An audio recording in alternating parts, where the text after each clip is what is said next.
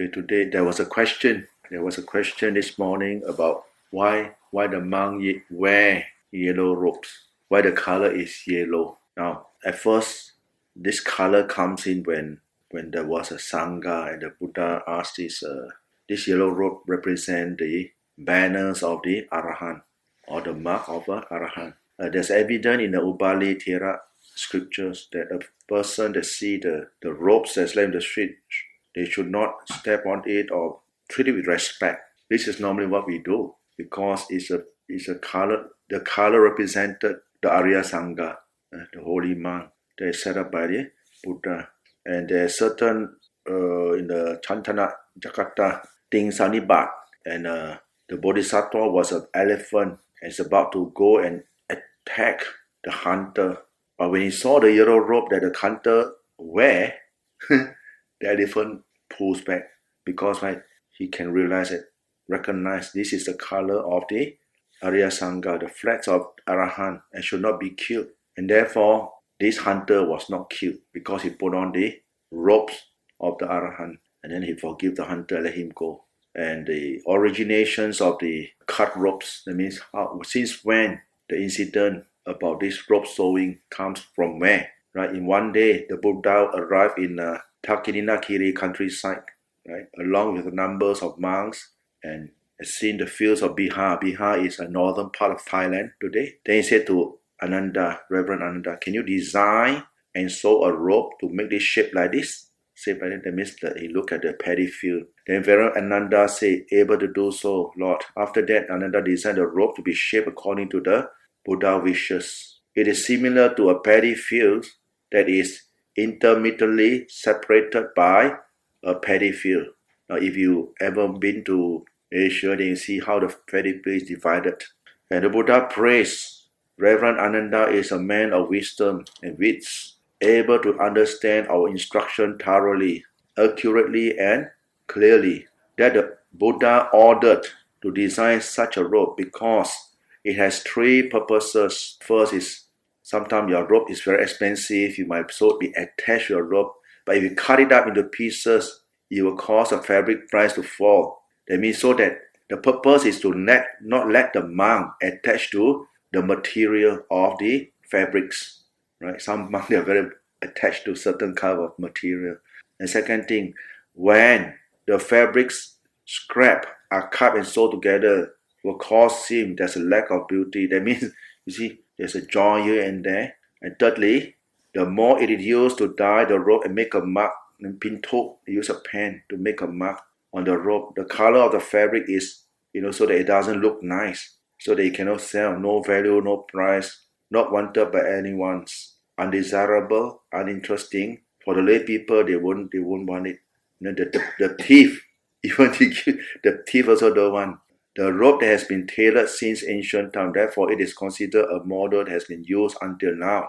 The color of the robes, originally monks used cow dung, gomai, or red clay, sidin, red clay. It means they will take the red rock or red sandstone, then they will grind it. This is we used to do that in Isan. We use the red not granite, it's a great kind of sandstone, and we pound it into powder form. And after that, we mix with hot water and we dye the robes. The color of the robe is dark inappropriately. They will protest. There was brought this opposition to King. The Buddha said that, now we follow 6 steps. Okay, there are six methods of dyeing, or 6 types of things you can use to dye your robe. First one is from the tree roots, from the bark, from the leaf, flower, and the dye fruit juice. So when it's said in this way, that means sometimes use the leaf of a tree. Some may use mango tree, some may use mango fruits or jackfruit. In Thailand, is mostly we use jackfruit trunk, Keng, and then we boil with a lot of water, and then we reduce it until it becomes very thick. Then we dye it. And after dyeing, the robe turned out to be the color of the like this color, see grak, a dull yellow or deep red dotted yellow with jackfruit essence. Okay, you are forbidden. There are certain things you're forbidden with turmeric, fang, Kale Maha, lotus bug, duck bug, ebony leaf, indigo, daffodil, etc. I think there should be because of the smell. So the purpose of dyeing the robe, and as the time changes, you can see different country. Burma, you can see the robe is in what?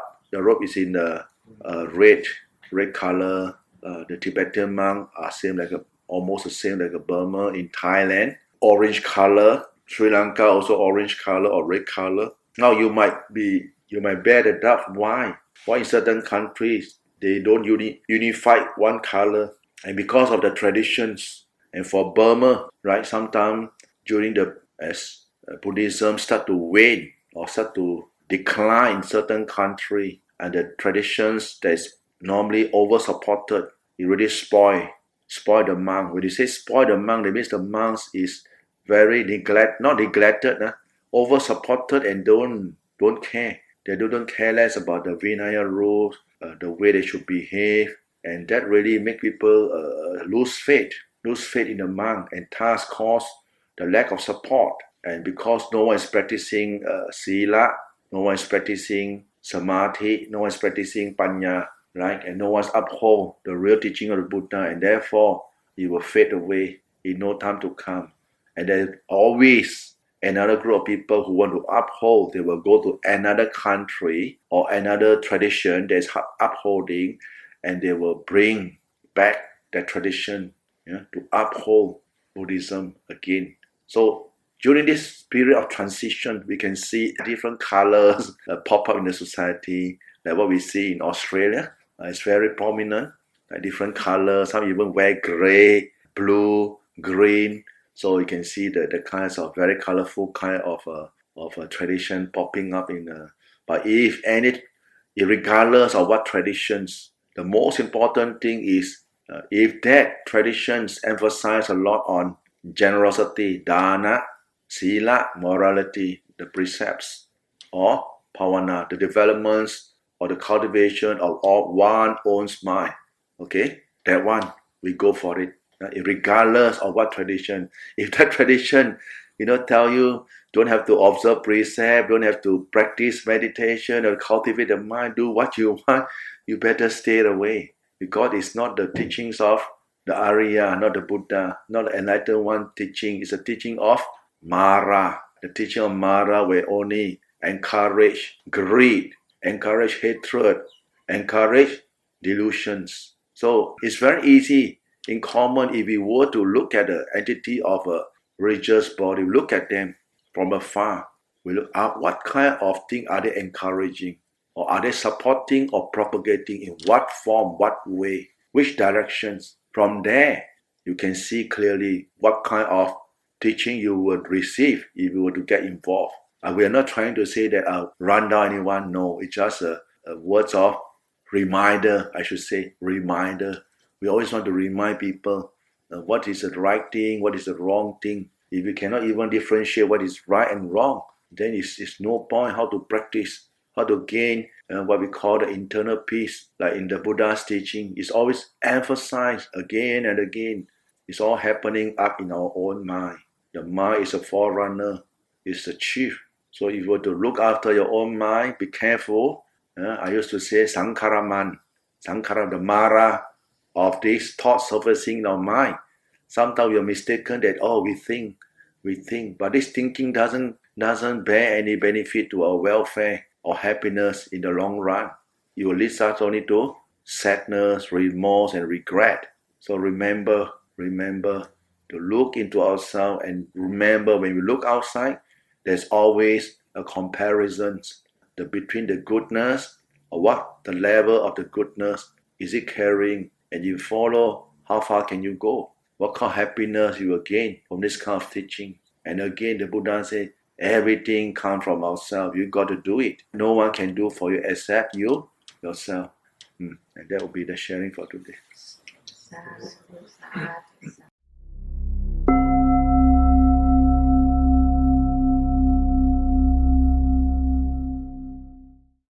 In meditations, it's very important to establish mindfulness of your breathing. And initially you'll find that the mind, or when you direct your attention to the breathing, you find it very hard to focus onto the breathing. And why does it happen this way? And because of our involvement with the external activities during the days, our mind is thinking a lot of things outside of us. And that's why when we sit and meditate, you've got to be patient. You've got to apply the principle of patience and hold forth. You've got to be patient and hold forth and just focus onto the breath and not expecting that, when is my mind going to calm down? How come my mind still not calm down? I've been sitting for so long. What is this happening? This kind of thought you shouldn't have this kind of wanting. Just do your duty. Just apply mindfulness of breathing. Just be mindful of the breathing. Focus onto the breathing and let the mind absorb into the breathing. And once you can fully focus onto the breathing, and once the mind is absorbed, you find that the thinking process will eventually subside. Even though there's thinking arises, it doesn't have the influence over your mind anymore. You can see the difference when the mind is calm, right? And you feel that the whole body is being energized by this breathing, by this breath. It is a mouthing, or similar like we are pumping air into a tire. And when your tire is flat, you can't move easily on the road, your vehicle. So you got to pump it. Likewise with this body of ours, you won't feel the fullness of your body. You won't feel the sense of comfort in your meditations until you are mindful. When you are mindful of the breathing, this mindfulness will slowly, eventually, the breath will fill up or revitalize all the bodily cells, right? And once your bodily cell is revitalized, you feel the sense of comfort and ease. And eventually your mind will get absorbed into the breath. And slowly, all the thoughts will subside, and eventually the mind become one-pointedness. And there's no thoughts, but there's only this awareness of the breath, awareness of the happenings of the present. That means you're still aware. You can still be very clearly aware of sound, sensational feeling of the body, or whatever thing happening around you.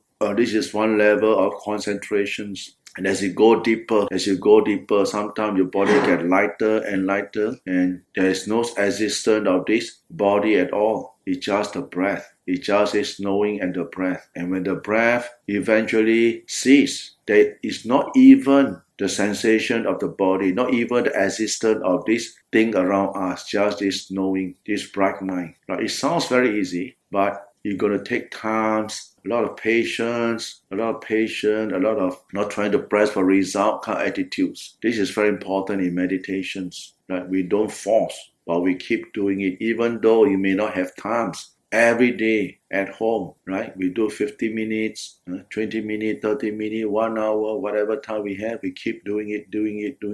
And you find the accumulations of your doing will direct your mind into this kind of good habit of meditating. And this is why it is so important in life that we must have a clear and calm mind. If we are calm, when we calm, a lot of mistakes that we have done before, we will realize, I should have done this, I should have done that. A lot of things we can realize later. Then you will be more interested in observing your behavior, that, because of this kind of unwholesome thought resulted in this kind of unwholesome behavior, unwholesome kind of speech, task, my mind cannot settle down. And therefore, you will start to do adjustment in our speech, in our action, the way we think. And this is very good, because why? It is through meditation you start to realize all this kind of training is important. That's why when the Buddha talk about sila, samadhi, panya, when the Buddha talk about restrain your action, speech, and your thought, but we might at first disagree. But we come to meditations, then we realize that it's so important, it's interconnected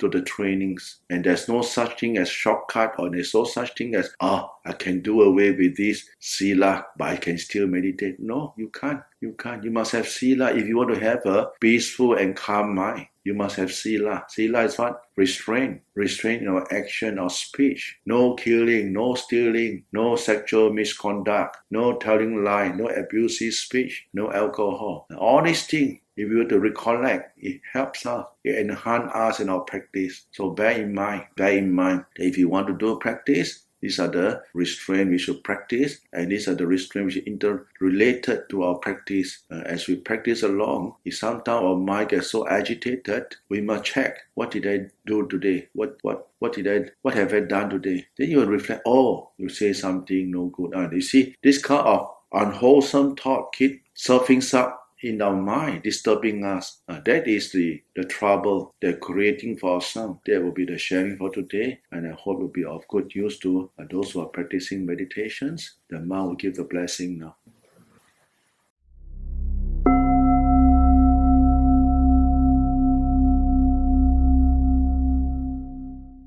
Yatha varivaha pura paripurendi sakarang Eva meva nito tina petana upakapatit Ichita padita tumha kipameva samicatu sape purendu sankapa Chandho pannaraso yatha manicho diraso yatha Iyo vivanchandu samharo govina sadumade bhava vandarayo sukhi dikhayo go bhava viva Tanasile sanichang buddha Vajayino Chataro Dhamma Vakanti Ayuvanno Sukhang Alaya Samipade Sekapete Vasa Parita Jatiyo Sila Vadeta Mochetava Sanyate Brahmacharino Yadata Devata Sunta Sadakinamadese Tapuchita Pujayanti Marita Manayatina Tatonang Anukampanti Mata Putavaurasang Devata Nukampito Poso Satabarani Pasati Bhavatu Sabhamangalang Rakadu Sabhadevata Sabha Buddha Nubhavena Sadasoti Bhavantu Te Bhavatu Sabhamangalang Rakadu Sabhadevata Sabha Dhamma Nubhavena Sadasoti Bhavantu Te Bhavatu Sabhamangalang Rakadu Sabhadevata Sabha Sangha Nubhavena Sadasoti Bhavantu Te